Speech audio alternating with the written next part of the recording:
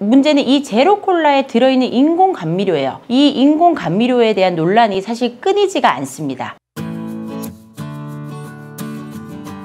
안녕하세요, 내과점의 닥터 K입니다. 오늘 알아볼 내용은 바로 제로콜라에 관한 내용이에요. 흔히 제로콜라라고 하면 많은 분들께서 다이어트용 탄산음료라고 생각하고 계실 텐데요. 과연 제로콜라는 일반 콜라에 비해서 어떤 특징이 있고 정말로 살이 찌지는 않을지 한번 자세히 알아보도록 할게요. 자, 많은 분들이 콜라 좋아하시죠? 사실 저도 콜라를 굉장히 좋아하는 편인데 달콤하고 특히 여름에는 시원한 탄산 톡톡 쏘는 것 때문에 참 많이 먹는 편입니다. 그런데 이 콜라라는 것이 굉장히 칼로리가 높죠. 음료인데 액상 형태로 되어 있는 음료이기 때문에 흡수도 잘 되고 굉장히 살이 많이 찝니다. 그렇기 때문에 음료 회사들이 이런 소비자들의 마음, 이렇게 탄산 음료 시원하게 먹고는 싶은데 살이 찌기는 싫은 그런 소비자의 마음을 정확하게 간파해서 바로 제로 콜라인데 칼로리가 0, 이런 제로콜라라는 제품을 출시하게 됩니다. 자, 아시다시피 기존 콜라나 사이다 같은 음료들은 엄청난 양의 당, 설탕이 들어있어요. 그리고 심지어 고체가 아닌 액체 형태로 들어가다 보니까 소화할 시간도 필요 없이 바로 흡수돼 버립니다. 그야말로 몸에다가 당분을 들이붓는 격인데요. 이렇게 액체 형태로 흡수되는 당분은 고체에 비해서 훨씬 빠르게 체내에 흡수돼서 우리 몸속의 인슐린 수치를 굉장히 급격하게 올려버립니다. 이렇게 인슐린 수치가 급격하게 올라가 버리면 탄산음료뿐 아니라 탄산음료와 같이 혹은 직후에 섭취한 다른 음식물들도 인슐린 때문에 정말 빠르게 몸속으로 저장돼 버려요. 왜냐하면 인슐린이 저장 호르몬이기 때문인데 결국에는 급격히 올라간 인슐린 때문에 탄산음료 자체의 칼로리뿐 아니라 그와 동시에 직후 직전에 흡수한 다른 음식들의 저장도 빠르게 촉진시키다 보니 콜라나 사이다 같은 이런 음료들이 그 한 캔의 칼로리뿐 아니라 같이 흡수한 그런 다른 음식들까지 엄청나게 많이 흡수하다 보니 전체적으로 칼로리가 너무나 과다하게 되고 살이 많이 찌게 되는 그런 효과를 낳습니다. 칼로리 이 하나만 섭취한다고 이 하나만큼의 칼로리만 저장되는 건 아니란 얘기죠.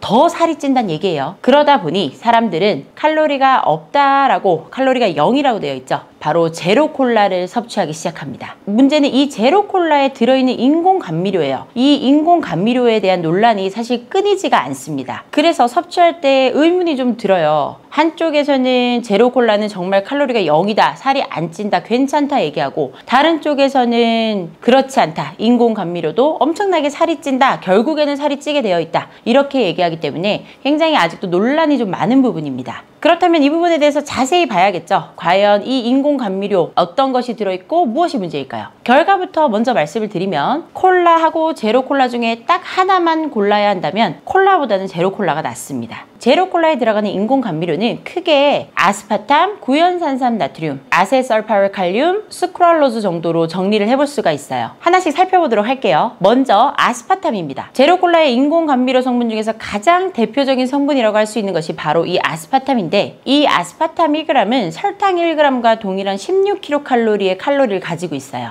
그럼 사실 이제 0칼로리가 아니지 않느냐 질문이 생기겠죠? 그렇지만 이 아스파탐은 설탕하고 아주 다른 점들이 있어요. 우선 아스파탐의 당도인데요. 이 아스파탐은 당도, 단 정도죠. 이 당도가 설탕과 동일한 무게에서 약 200배 정도로 높습니다. 즉 아주 소량으로도 매우 단맛을 낼 수 있다는 얘기죠. 그렇기 때문에 실제로 이 제로콜라에 들어간 아스파탐의 양은 굉장히 적어도 매우 당도를 올릴 수 있기 때문에 실제로는 아스파탐이 들어가는 양이 많지가 않아서 거의 0kcal에 달한다는 얘기예요. 또한 가열을 할 때는 단맛이 사라지는 특성이 있어서 조리하고 요리하는 음식에는 사용하지 못하고 완성된 음식에만 첨가하는 방식으로 사용됩니다. 이 아스파탐은 하루에 3.5g까지는 섭취를 해도 인체에 크게 문제를 일으키지 않습니다. 그럼 이제 아스파탐 3.5g이면은 제로콜라로 따지면 5리터예요. 그렇기 때문에 이 5리터가 쉽게 초과되진 않죠. 정말로 좋아하시는 분들도 콜라를 5리터 먹기는 쉽지가 않죠. 그리고 사실 5리터 드시면 안 되기도 하고요. 그리고 3.5g을 초과하더라도 발생하는 문제점들은 심각한 문제보다는 복통이나 설사 같은 흔하고 가벼운 증상을 일으키는 편이기 때문에 비교적 안전하다고 할 수 있어요. 그리고 또 이 아스파탐은 몸속에 섭취됐을 때 소장에서 흡수되게 되는데 배출도 상당히 좀 빠른 특성이 있습니다. 자, 그리고 제로콜라의 또 다른 인공 인공감미료 구연산삼 나트륨과 아세설팔칼륨 이 두 가지 또한 엄청나게 많은 양을 먹는 것이 아니면 24시간 안에 체내에서 쉽게 배출돼서 굉장히 안전한 인공감미료입니다. 더군다나 이 인공감미료들은 WHO, FAO 등에서 인증된 물질이에요. 그렇기 때문에 비교적 안전성이 매우 높습니다. 그렇지만 구연산삼 나트륨은 이름에서 보시다시피 나트륨이 뒤에 붙어 있죠. 나트륨 화합 물질이기 때문에 고혈압 환자에 있어서는 섭취를 조금 조심하셔야 돼요. 많이 드시면 안 됩니다. 마지막으로 수크랄로즈예요. 수크랄로즈는 아스팔탐과 조금 비슷하면서 조금 다른데요. 이것 또한 설탕보다 당도가 600배 정도 높고 칼로리는 정말로 0kcal이에요. 엄청나죠? 또한 요리를 할 때 사라지지 않고 단맛이 남아있기 때문에 요리나 조리를 할 때도 아스파탐과 다르게 이 수크랄로즈는 사용할 수가 있습니다. 이러한 대표적인 인공감미료들이 들어간 바로 제로콜라, 거의 없다시피 한 칼로리로 설탕만큼의 단맛을 만들어내기 때문에 높은 칼로리의 일반 콜라를 섭취하는 것보다는 이점이 있습니다. 그렇기 때문에 결과적으로는 콜라와 제로콜라 중에 선택을 하라면 콜라보다는 제로콜라가 낫다. 그리고 엄청난 양을 섭취하는 것이 아니면 건강에도 크게 문제가 되지 않는다는 결론을 내릴 수 있어요. 왜냐하면 대부분 24시간 안에 다 빠져나가기 때문이죠. 체내에 축적되지 않기 때문이에요. 하지만 이런 인공감미료에 대해서 당연히 좋기만 한 건 아니겠죠?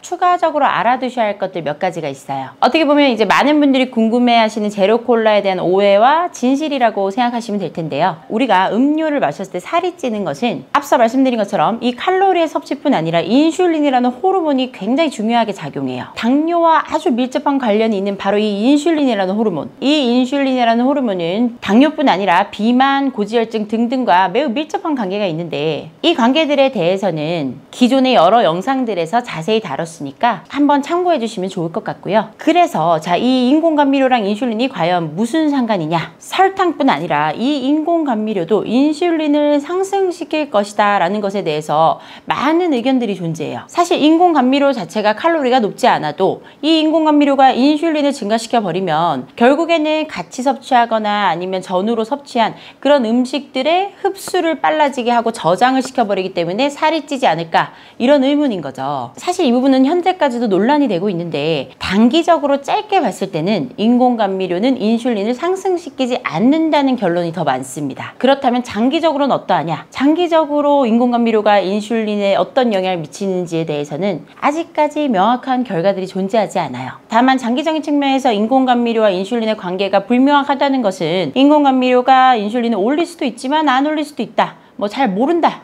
이런 결론이잖아요. 설탕은 직접적으로 인슐린을 엄청나게 오르지만 인공감미료는 아직 뭐 불확실하다 이런 정도죠. 그렇기 때문에 단기적으로는 영향을 미치지 않지만 장기적으로는 아직 좀 논란이 되고 있어요. 어떻게 보면 설탕보다는 좀 낫다는 결론이죠. 그리고 자, 이 인공감미료의 섭취는 우리 뇌에서 당분에 대한 섭취 욕구를 더 크게 증가시키기 때문에 제로콜라를 섭취한 이후에 이 욕구를 이기지 못하고 다른 음식들을 너무 많이 섭취하게 되면 그 음식들에 포함되어 있는 칼로리와 당이 우리 몸이 더 크게 반응할 수 있으니까 이 부분은 조금 신경을 써주시는 것이 좋아요. 그러니까 제로콜라 섭취하고 나서 내가 뭔가 단 게 먹고 싶다 이런 당분에 대한 욕구가 생겨도 조금 자제하실 필요가 있다는 얘기죠. 자, 그렇다면 지금 말씀드린 것처럼 제로콜라의 칼로리는 거의 0에 달하고 제로콜라의 그런 인공감미료와 인슐린에 대한 그런 작용에 대해서는 뭐 아직까지 그렇게 명확히 도출된 결론이 없다. 그래서 콜라보다는 칼로리가 낮고 살은 덜 찐다. 그렇지만 사실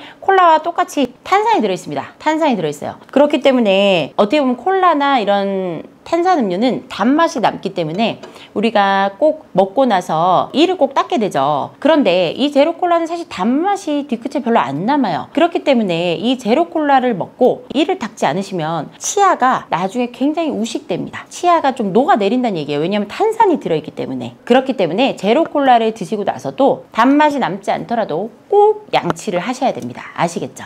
안 그러면 이빨이 녹아요. 자, 오늘은 이렇게 제로콜라에 대해서 간단히 알아보는 시간을 가졌어요. 제로콜라는 개인적으로 제가 참 많이 좋아하기 때문에 어떻게 보면은 칼로리가 없다니까 안심은 되지만 역시나 이런 인공감미료들에 대해서는 명확히 도출된 결론이 없고 장기적인 효과나 부작용에 대해서도 아직까지 명확하게 나온 것이 없기 때문에 콜라나 제로콜라 둘 다 많이 드시면 안 돼요. 아시죠? 가장 좋은 것은 탄산을 끊는 것. 그렇지만 탄산을 끊을 수 없고 내가 꼭 먹어야겠다면 일반 콜라보다는 다이어트 콜라를 드시는 게 조금 더 낫다는 뭐 그런 결론이 있습니다. 가장 좋은 것은 콜라 자체를 끊는 거예요. 아시죠? 특히나 지병이 있으신 분들, 고혈압, 당뇨 있으신 분들은 꼭 주의하면서 드셔야 돼요. 많이 드시면 절대 안 되고, 아시죠? 자, 그래서 오늘 제로 콜라에 대한 의문점을 풀어보았는데요. 결론은 끊는 게 좋다. 그렇지만 고르라면 콜라보다는 제로 콜라가 낫다. 오늘 들으신 내용이 마음에 드시면 구독과 좋아요, 알림 설정 부탁드릴게요. 감사합니다. 내과 전문의 닥터 K였습니다.